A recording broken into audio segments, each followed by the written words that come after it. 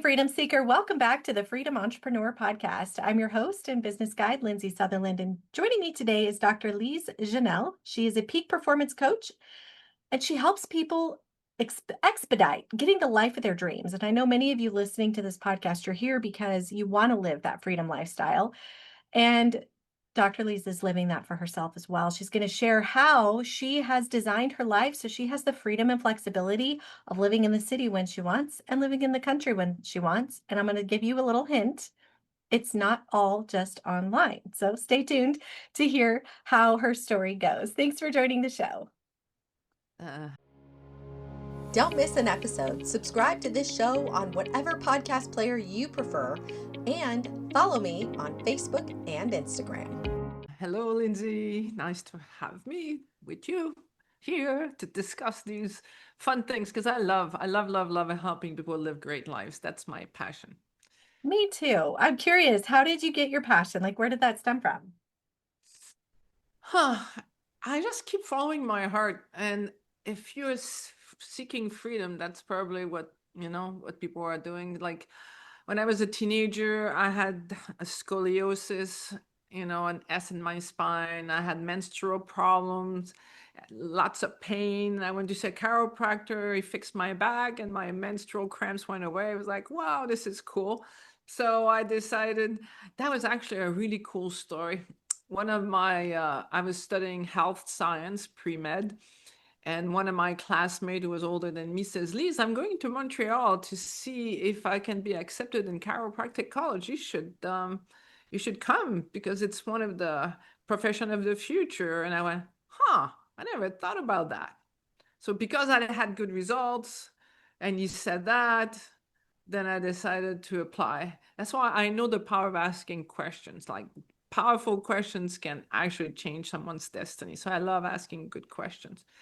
And then I became a chiropractor, and it would be very frustrating. Sometimes I would have like 10 patients who have similar condition. 8 of them would get better and 2 of them, So then I started to research different methods, and some of the work that I started doing was mind-body work. One of them is called NET, Neuro Emotional Technique, and it was amazing. It helps you find the moment when an emotion got stored in the body that's impeding my French tongue sometimes, impeding the healing of your body.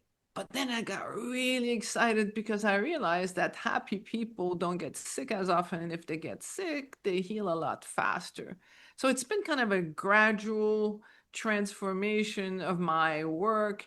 And then in 1989, I took a powerful seminar that I now do. It's called Extreme Freedom. And I wrote a mission statement for my life, and my mission statement said that I was going to help to transform the life of 1 million people through maximizing their life potential, because it really juices me to do that. So since 1989, I've been on a quest to make that happen. And like you, I'm sure, and lots of people listening, if you have a goal, it's like one day at a time, you do your part, and after months and years, then it starts to take shape and you end up, voila, living your amazing life. I think having that why, though, that desire to help a specific number of people. I've noticed that people that make a goal of saying, I'm going to transform this many people's lives with this fill in the blank are very effective. They are very effective with the results of that. I think for me, I want to give people the knowledge and the freedom to live that lifestyle however they see fit, and the flexibility that it offers. My why is because simply both of my parents passed away before hitting retirement. And I learned quickly that there's no guarantee of someday. And I saw so many, I worked in the car business, which was so intense. And I would see these people, and myself was one of them, working hard, just like my dad. And one day that was gone. He never got to retire. And that's all they were doing was working for their one day. And I'm like, wait a second, this is not what life should be like. I don't think so. Yeah. Like, oh, we're gonna just make It's things happen a interesting little differently. how these big moments like what you experience are shape our lives. Like for me, in 1988, my father was diagnosed with terminal cancer and given 9 months to live. He was 53 years old. And that was 3 weeks before my sister's wedding. A week after my sister's wedding, my 21-year-old brother died in a car accident. Oh, oh my stars. And that was a big, like, crazy. It's like, how can a healthy 21-year-old die before his terminally ill father? Like, that was like a big, oh, a big Mm. screech. Like, oh, not possible. And then within a month of this, my 8-year relationship to the man I thought I was going to marry ended. Oh, wow. So I learned it too, just like you. It's like, okay. And it sent me on a quest to understand, how do you live life so that when things like this happen, because it's not if, it's when they happen, even if it's just losing the people you love around you, like it's. Hmm. So how do you live life so that when it happens, you have no regret? Like, how can you live life without getting flat like a pancake because you're not living in the kumbaya world of like, oh, everything is going to be huggy all the time? It's not, it's like the game we are engaged in playing and fully playing is learning to use support to our advantage. I use my yin yang all the time. What is So that? Oh, an actual, that is so cool. actual yin yang. So if you're not watching but you're listening, like I have a yin yang, and the light side represents support and fun things, and the dark side represents challenge and hard things. But if you're a smart human being, because I've asked this to thousands of people, because I do public speaking things, like raise your hand if you've never had huge challenges in your life. And so far, I only had one young girl. She says, me, and I'm scared because I don't know how I'm going to handle it when, it happens. So the thing, if you're a smart cookie, you need to know where you want to go. Like if you want freedom, you want to live an amazing life, just like you're saying, it's like, don't get stuck in just doing what's comfy and not challenging. You're gonna have to learn to challenge yourself, take chances, say no to things, say no to the culture around you, maybe say no to maybe your family, like their values. You're gonna have to really become connected to your own heart, to your own value, because that's the real freedom. Freedom is not the ability to do what you want when you want. Freedom is the ability to do what's good for your heart. Mm, Freedom is the ability to do what's good for your heart. Like, yeah, eating a whole chocolate cake, could be fun, but is that your heart speaking or your emotions? So hmm.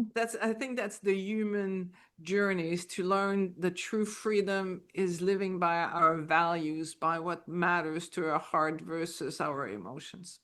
I think that makes so much sense. I was thinking about that actually. It's been interesting. My journey was podcasting, 5 years ago.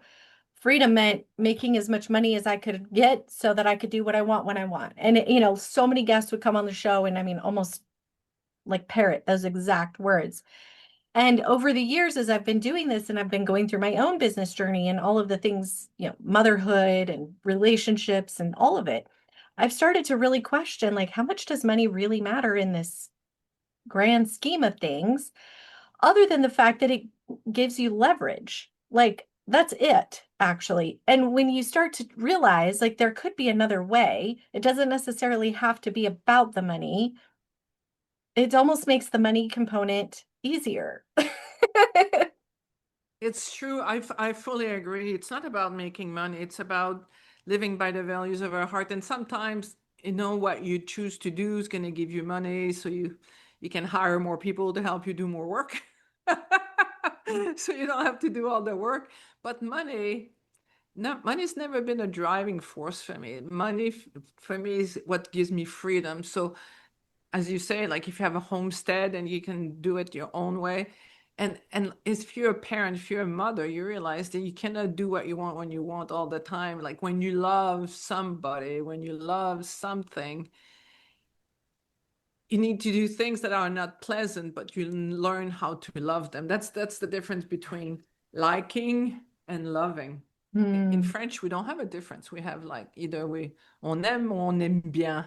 So in English, you have I like or I love. And loving is important because love brings gratitude. Like if you have to get up in the middle of the night to change the poopy diapers for your baby, you might not like it, but you learn to love it because it's important for you.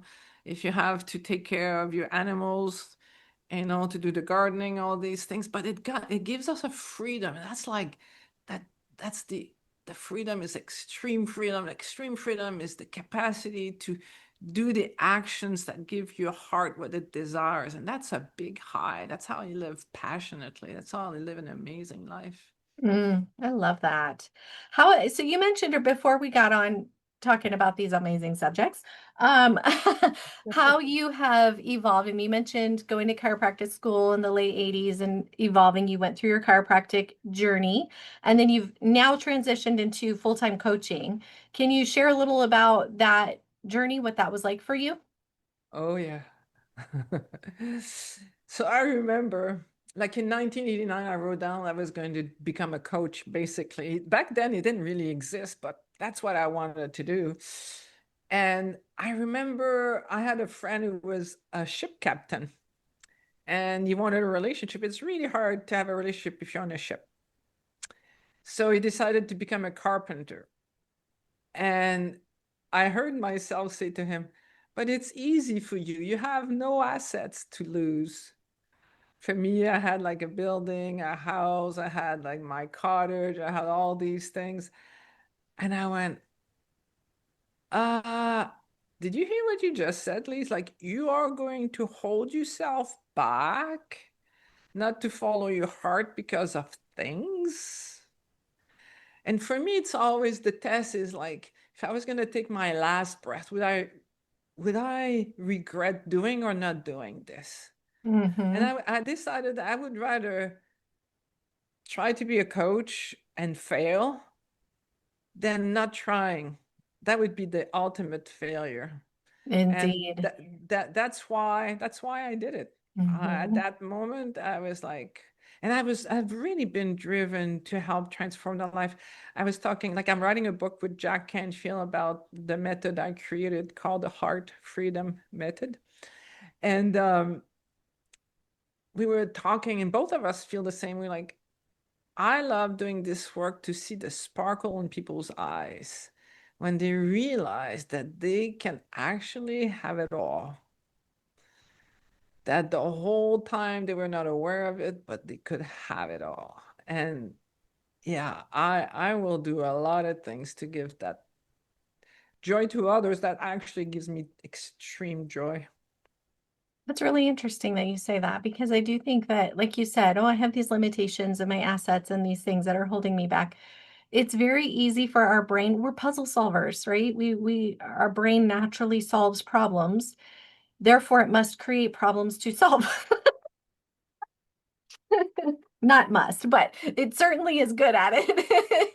And I just think that is it's like a beautiful part of being a human, but also an interesting part because we kind of become our own slave driver. Like we create our own cage and our own walls. And it just doesn't matter. Like I remember when I was a little girl, my grandmother used to tell me, Lindsay, you can do whatever you want in the world. And as a little girl, I always thought, wow, I really can. And I mean, I embraced that. Even when I was, I don't know, 16, I think, she sent me a autobiography for Lee Iacocca, who I don't know if you know who he is, but he was pretty famous. And I read it and I was like, wow, if he could do that, I could do that. I just had this such freedom, this idea that I could truly do anything in the world. And I spent 20 years in the car business, like as a result of it. But I just think like, where did that little girl go? Like, where was that like Yeah, but big at the same dreamer? time, you might have been doing, that you were probably exploring other areas of your life. Like, I think we need to create a foundation where we feel safe from where we can jump into. And it's a journey. It doesn't happen like, click magic wand, everything is transformed. Like, you're not the first person, like most of us, it's a journey. I don't think you lost her. I can see her very much alive. I love that. I love the freedom of just that. And I wanted to express that because I think that there's a lot of people who listen who hear you, our heart wants to believe you, right? But there's this like timid step forward where we're sort of leaning in, but we're like, we're always waiting for the shoe to drop. You know what I mean? And it kind of goes back to our conversation about, for me, I think it was losing my mom, right? At a young age. It just feels like life's good only until the shoe drops or whatever drops. Something not fun. And so that can be a limiting belief that we can create. I mean, we could go on about all those different things. So in your framework, do you have like a path that people can go through to kind of unveil this thing within themselves? Yeah, I'm actually really passionate because it's actually not rocket science. It's not complicated. Like it's very down to earth. To live an amazing life, to have the freedom to live, first, you need to spend time with your heart, opening your heart to yourself. And I have a weekend called Extreme Freedom where I teach people how to do this. And because without a connection to your heart, you don't have clarity. You cannot have inspiration. When people tell me, oh, I don't know what to do with my life, it's because they don't have a connection with their heart. So this is what I teach. I teach people how to connect with their heart, because when you connect with your heart, you have gratitude. And when you have gratitude, you experience heaven on earth. Just starting there is amazing. The second thing, and that's what I'm really passionate about, because this some people know that, but 99% of the population is not aware that 90 to 95% of what you do is actually pre-programmed. So most people don't know. They think they're running the show, but they've actually been programmed to believe that what they want is what they want, or they can do or cannot do. And second, they don't know there's a solution, which is what I do now. Like I created the Heart Freedom Method, which I'm teaching this weekend. I'm very passionate. I'm so excited. Like it's my first time doing it. That's why I'm excited. Oh, how congratulations. That's exciting. Is this an in-person thing or a virtual thing? Both, you Oh, can nice. either do it in person or virtually, where I'm going to teach people, because I do it like I train coaches in my method. And we have what I call the Healer weekend, where, all the coaches work together for 2 days. And on Sunday night, everybody's walking on air. It's like, wow, this is so cool. Everybody's excited. Not the, duh, I need to teach how to do this to my regular people so they can free themselves from the beliefs that are holding them back. Mm-hmm. Like most people, I was asked to be a keynote speaker in Chicago to 350 coaches from all over North America and Europe. So coaches should all be about success, freedom, all these things. So I offered, like, if you want, I can test you doing the mind body work that I do. I can test you to see whether or not you really believe, you're ready, willing, and able to be successful. And I had at least 100 coaches lined up, and only one coach was congruent with being successful. Why? Because we are, social beings, and most of us associate being successful with making other people jealous, making them feel uncomfortable, being abandoned, being not loved. So most people associate being successful with hurting other people's feelings. So a lot of people will hold themselves back. So this is what we're going to be doing for 2 days. We're going to explore all the 8 areas of life. We're going to see, like, if you are congruent. It's fascinating. I love doing this work. Like, we do muscle testing, and it's like, I'm ready, willing, and able to make $100,000 a year, or 200, or 300, or 400. And all of us have a ceiling, a set point that's acceptable for us. Mm-hmm. And if you try to go beyond that, then you're going to say the right thing at the wrong moment, the wrong thing at the right moment. You're going to start, procrastinating and not doing the things that would be good for you. Or you're going to do it, but it uses like 3 times the energy it should use. Or the worst, you follow the recipe, you do what everybody else is doing to get results, but you get the opposite results to what you want. So Mm. the journey, what I offer, and it's like I said, that you don't need to cross your fingers and hope you win the lottery. Yeah. You need to be conscious. The first thing you need to do to be conscious is create, you know, a statement of purpose, learn how to connect with your heart, which is what I teach people. But then you also need to learn about the subconscious. So the conscious and the subconscious, when you intertwine those two things and take actions, you're going to get what you want. Yeah. It's not if, it's just like enjoying the journey afterwards to get there. Mm-hmm. That's so cool. That's a great way to describe it. And you were able to do that. You got your dream life by, Yep. you said you were stuck with holding back because of the assets. You challenged yourself to think past that. How did you design your life? Well, for me, I always love being by the water.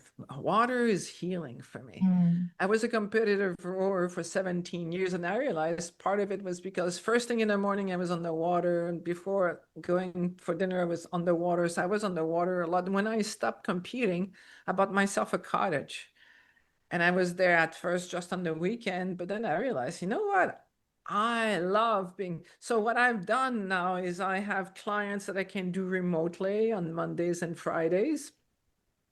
And the other clients, I come to the city, which I enjoy the city also. There's like the culture of the city, the restaurants, the plays, all the things that come from being in the city. But I also love, love, love being in nature, just being one with the winds, with the water, with the sand. Right now, it's the snow in Canada. It's really cold. Hmm. We've had 27 centimeters at my cottage right now. So, so yeah, it's about following your heart, and once you become clear, this is what you want. It's not if I can do it, how I'm gonna do it. Like the Hmm. quality of your life depends on the quality of the questions you ask about your life.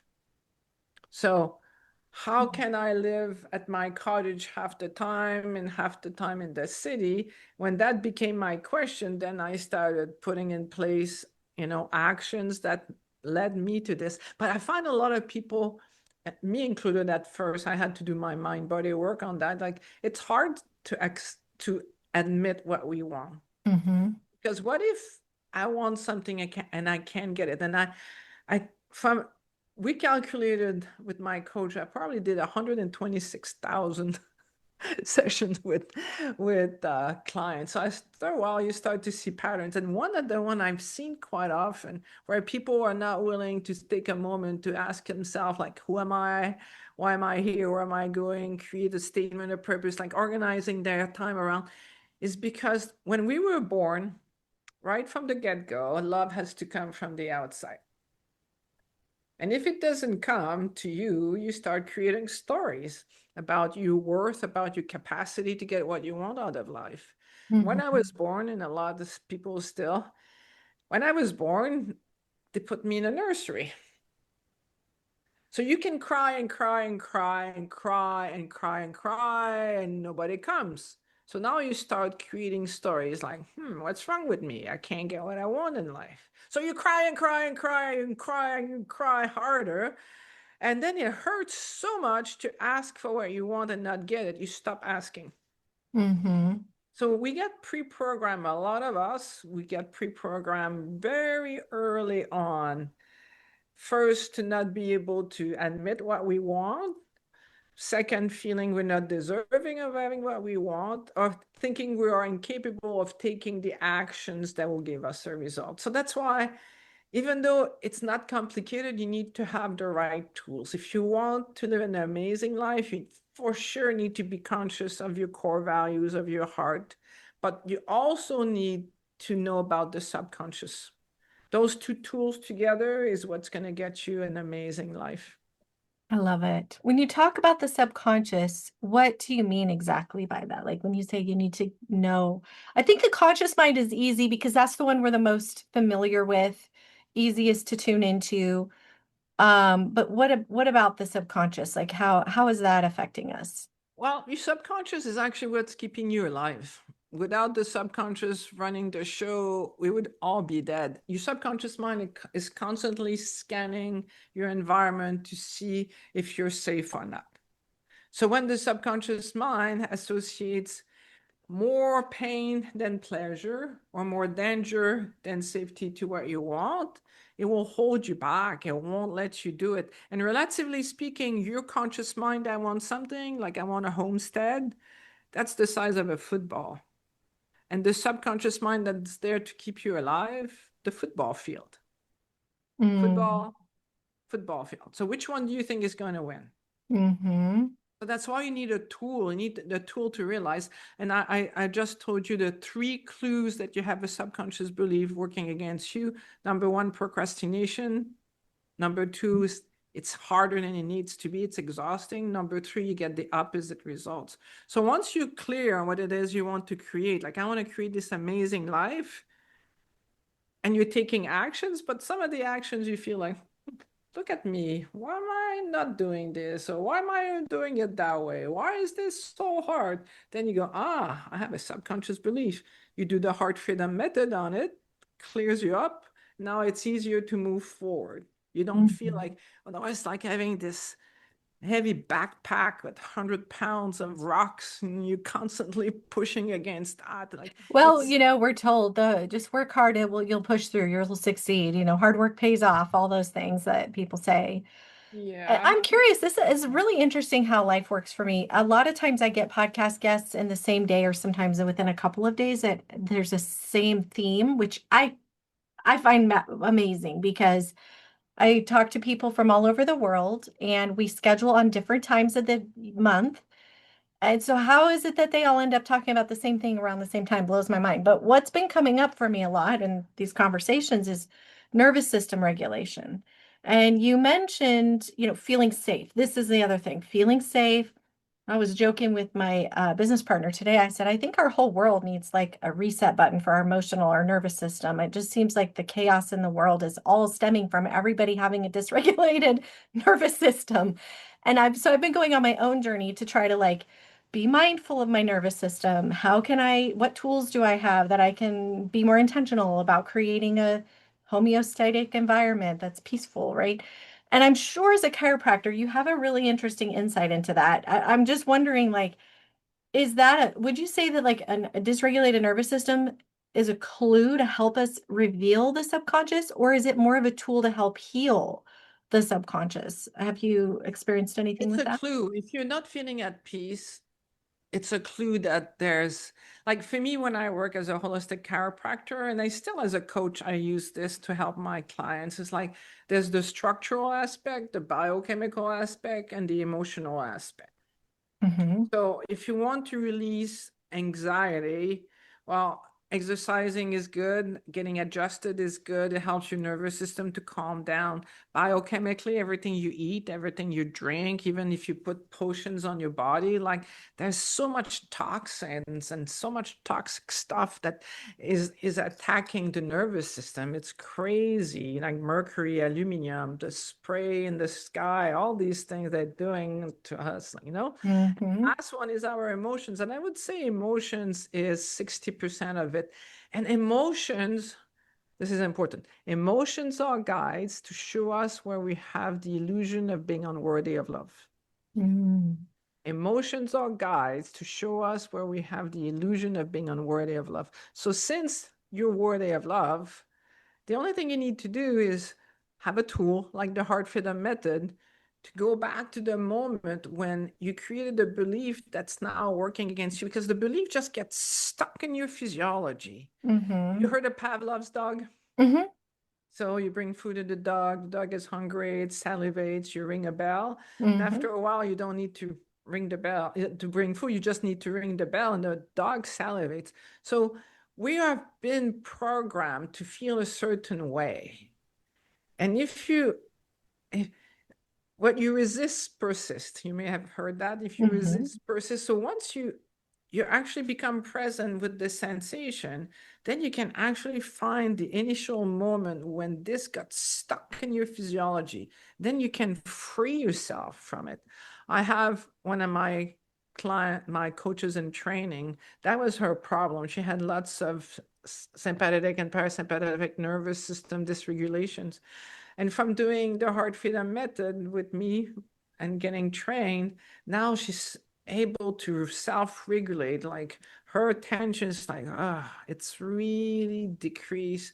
I have a peer review study that's coming out, going to be published in a paper in a journal this month.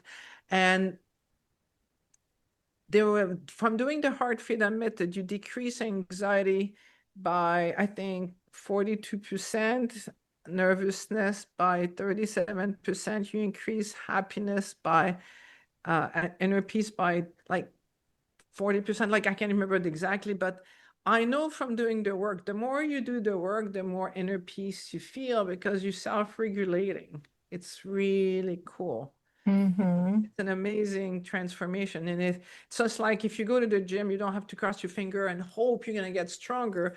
If you go to the gym on a regular basis, you get stronger. And when you do the heart freedom method, you just calm down your nervous system and you also allow yourself to manifest a lot faster than if you didn't know about this tool. Mm-hmm. So that's why I'm excited. Like I was looking just before, I'm looking for a tag title to a book with Jack, which the name is going to be Unstuck. And one of the taglines is get what you want faster, but the other one is when the secret is not enough, or when positive thinking is not enough. A lot of people have read the book Think and Grow Rich, Mm-hmm. and it's cool, it's true, except most people don't know that if what you're thinking about, you're afraid of having it, it's not going to work. That's why some people get really frustrated because, like, why is it that this thing in my life works always so well, but this does not? It's just because you're not aware of the subconscious. That's why. Well, what he talks about in that book is the burning desire. And I remember like when I moved from Arizona to Idaho, I that was a legitimate burning desire. It was like come hell or high water. I was moving to Idaho. You were not, nobody was going to stand in my way. I didn't care how. I didn't need to know how. I was like, this is happening. And I would visualize it with such palpability. You were telling me before we got on that you'd gone whitewater rafting down in southern Idaho. I had such vivid visualizations of being, I'd never been to Idaho yet, but I had such vivid visualizations that when we drove through, I drove through the Snake River. I had this experience that I'd been there because of my clear visions. It was so Wow. strong. And I Wow. always thought it was so interesting how I could manifest my dream log cabin in the woods and I went from a six-figure corporate job to log cabin in the woods. I could create this dream lifestyle, right? 8 years later, this is kind of what got me thinking because I'm like, what happens after the dream, right? Guess what? If you don't have another dream, life goes back to being the mundane. Life becomes, I mean, all of the quote problems you might have had before start to just become habits. It goes back to what you're talking about with the subconscious mind. I knew in my heart that changing the location it wasn't like moving was going to create the freedom. That wasn't so much the issue for me. I visualized a lifestyle that I wanted. Homesteading, I wanted my sheep, I wanted my garden, and I have those things. And I have their lakes and the rivers and all the beautiful things. And the friends. I mean, so much good things happen in my life as a result. But then I find like I think having a dream creates this sense of I don't know, purpose. And I think I lost a little bit of that, where I just went through a phase where I thought I wanted to be a stay-at-home mom, found out that being Susie homemaker was not my jam. I enjoy business. So I kind of went through this like self-discovery journey, found myself, and yet still often felt like, what is my next? I know what I'm capable of, but I'm not doing something like that, right? And I feel sort of like blasé, like it kind of makes life feel gray. And so I was thinking about this recently and I'm bringing it, I promise I'm coming to a point. I was thinking of the Think and Grow Rich book, and I thought, I wonder if I could hack my brain to develop a burning desire about something. Like, because nothing felt so exciting like it did when I was in that pressure to want to move here.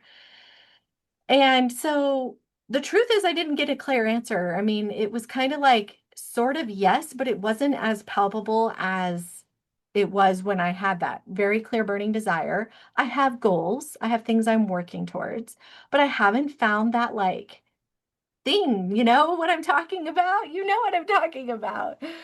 And so I'm curious, like, have you seen that? Is that something people have gone through this cycle? Maybe they get their big thing that their vision of whatever it is, and then there's this kind of like, now what? It's like Finding Nemo. Now what? Yeah, it's like you need to have something greater than yourself. As Mm-hmm. long as you have something greater than yourself, it won't run out of juice. Like it's bigger than you. So that's the difference between a goal and a purpose. Because your goals, you can actually reach your goals.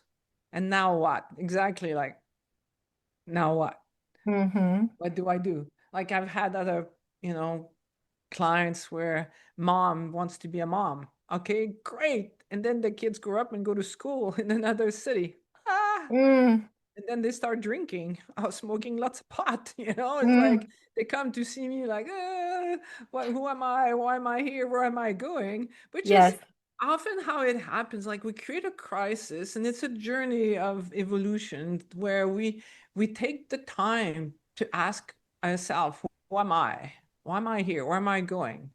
And that's what I love to do with people. I wrote a book called Conversation with the Heart, and it's really good to help you do that. I have my Extreme Freedom Weekend, which is where I do that.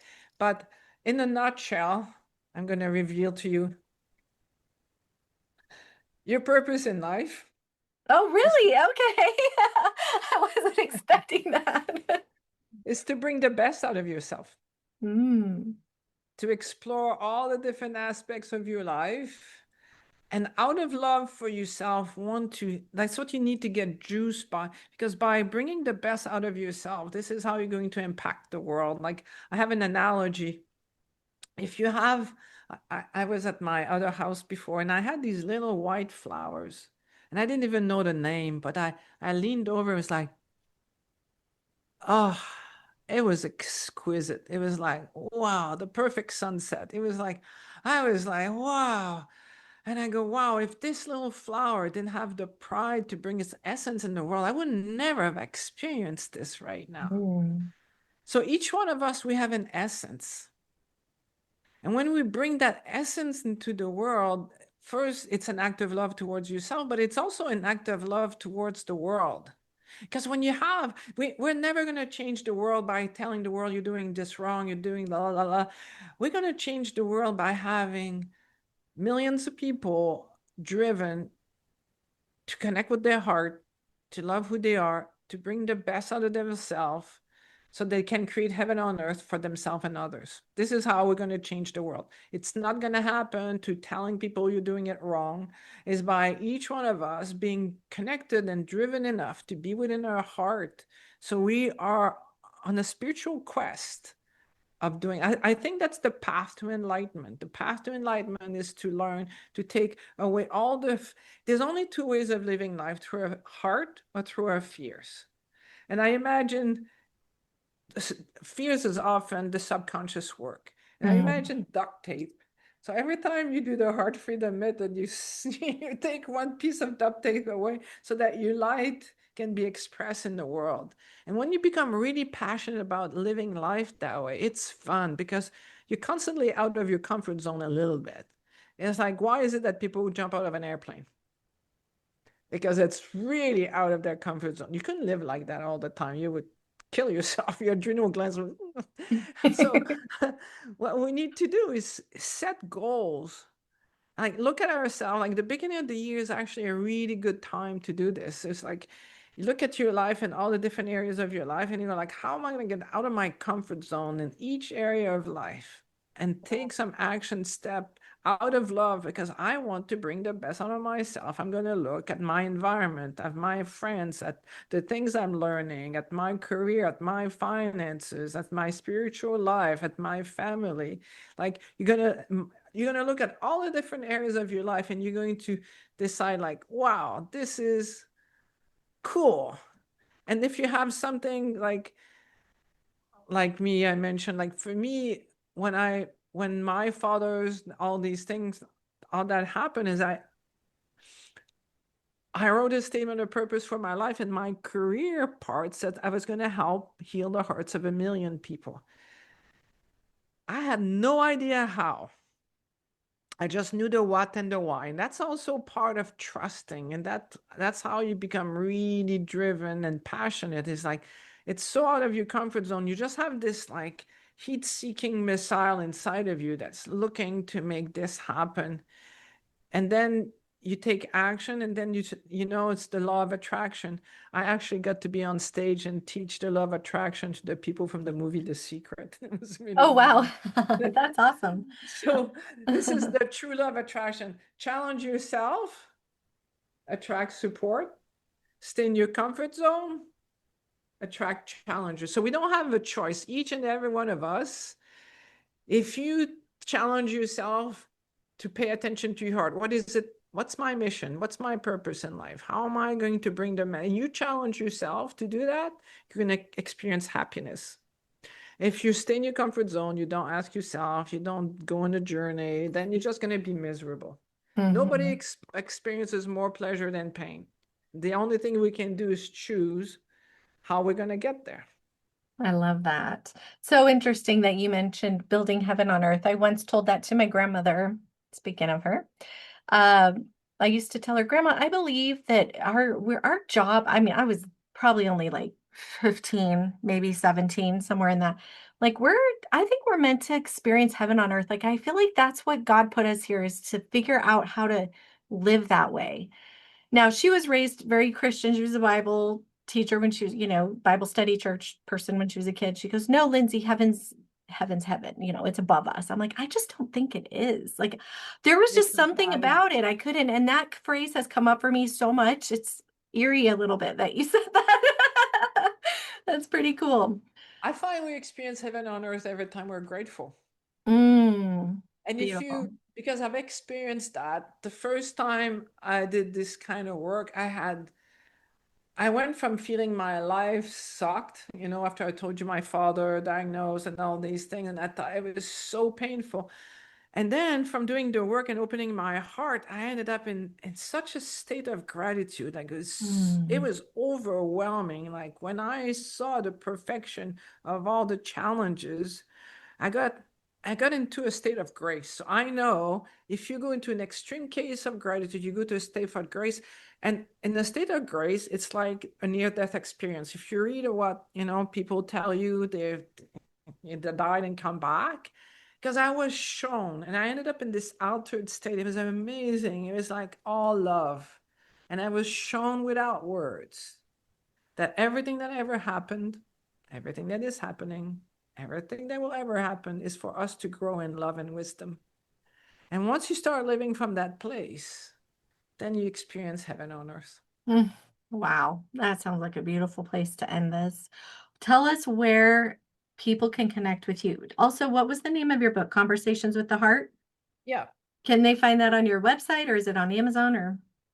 You can go conversationwiththeheart.com. If you go there, you can get the digital copy on my website, or you can have a link to Amazon and it will ship it to you. Okay. And if you want to find out more about our programs, because we have programs for everything from smaller budgets to big budgets to medium budgets, we have everything to help you and guide you. You can speak with Greg, which is Greg at drlisejanelle.com, and he will guide you. He can answer all your questions. I love that. Thank you so much. What a beautiful treasure and gift to the world. I appreciate this conversation immensely. That's funny because I was thinking the same thing. You are a gift to the world. There's a Oh, thank beauty you. in your heart and an authenticity and integrity that's very inspiring. So thank you. I thank you. I receive that. Very good. Whoops. I thought